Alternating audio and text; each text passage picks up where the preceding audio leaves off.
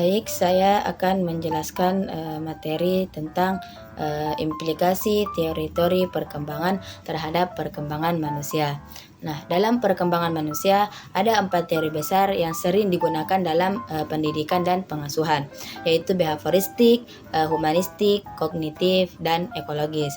Nah, keempat teori ini menjelaskan bagaimana manusia belajar, berpikir, dan dibentuk oleh lingkungan.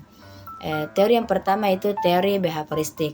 Nah, teori behavioristik ini berfokus pada perubahan perilaku melalui stimulus dan respon.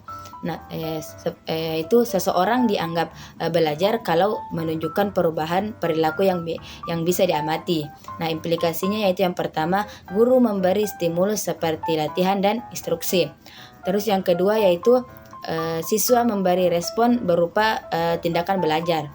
Terus yang ketiga yaitu perilaku baik perlu diperkuat dengan memberi reward.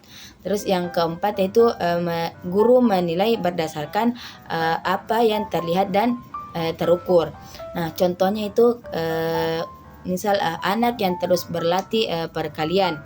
Nah, dan diberi pujian setiap mampu menjawab. Akhirnya anak itu terbiasa dan terampil dalam berhitung.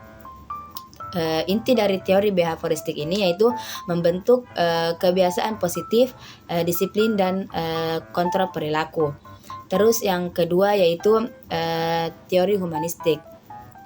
Nah, teori humanistik ini berfokus pada memanusiakan manusia, pertumbuhan emosional, motivasi, dan aktualisasi diri. Tokohnya itu ada Maslow dan Charles Rogers.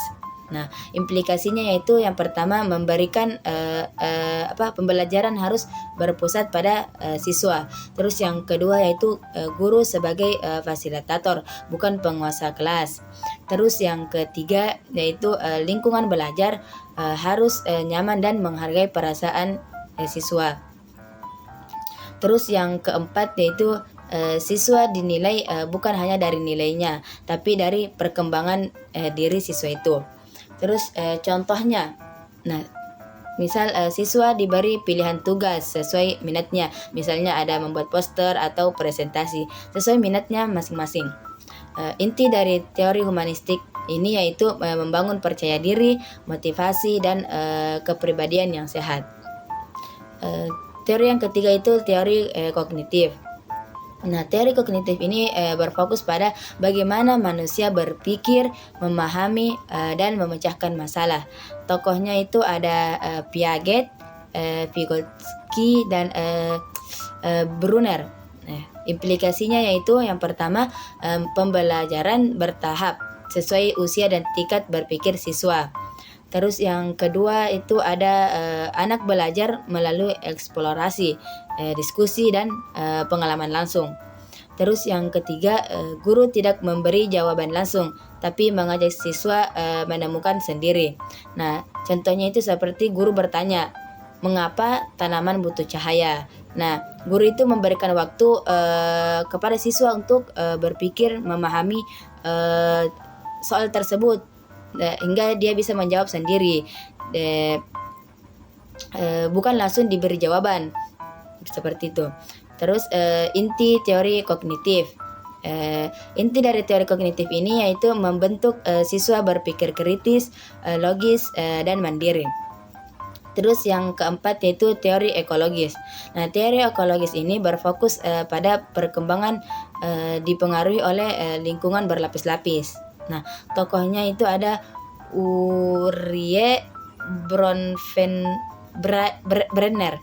Nah, lapisan lingkungannya itu yang pertama ada mikrosistem, yaitu keluarga, sekolah, dan teman.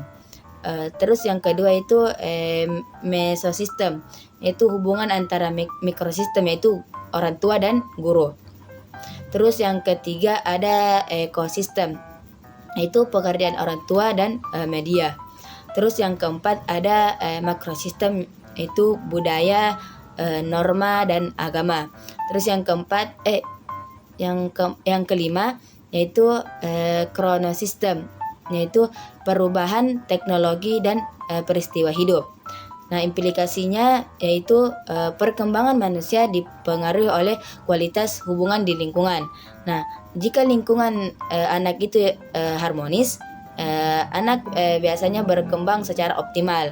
Nah, sedangkan jika lingkungan yang biasa konflik, perkembangan anak itu bisa jadi terhambat seperti itu. Contohnya yaitu orang tua sibuk bekerja. Nah, jika orang tua sibuk bekerja, maka waktu untuk bersama anak itu berkurang. Jadi anak itu lebih sering dengan HP-nya seperti itu. Contoh yang lain itu yaitu budaya gotong royong. Budaya gotong royong ini menumbuhkan anak yang peduli dan suka membantu. Terus inti dari teori ekologis ini yaitu manusia berkembang karena interaksi dengan lingkungan, bukan hanya dirinya sendiri. Manfaat memahami keempat teori ini, yang pertama itu manfaat untuk pendidikan. Nah, yaitu guru bisa memilih cara mengajar yang sesuai tahap perkembangan murid. Terus yang kedua untuk pengasuhan. Nah, untuk pengasuhan yaitu orang tua lebih peka terhadap kebutuhan anak, emosionalnya, kognitifnya, maupun sosialnya.